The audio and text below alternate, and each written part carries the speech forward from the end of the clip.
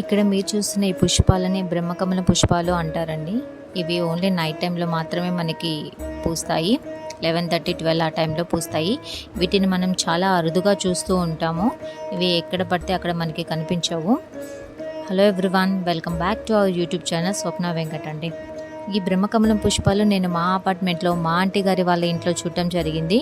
ఇవి మనకి చాలా అరుదుగా కనిపిస్తుంటాయి. ఎత్తైన ప్రదేశాల్లోనే వీటిని మనం చూడగలుగుతాము. హిమాలయాస్ అలాంటి ఎత్తైన ప్రదేశాల్లో మాత్రమే ఇవి పూస్తాయి. అది కూడా 14 సంవత్సరాలకు ఒకసారి పూస్తుంటాయి. కానీ మా అపార్ట్మెంట్లో మా ఆంటీ గారి వాళ్ళ ఇంట్లో లాస్ట్ ఇయర్ December 24న ఈ పూలు వికసించాయి.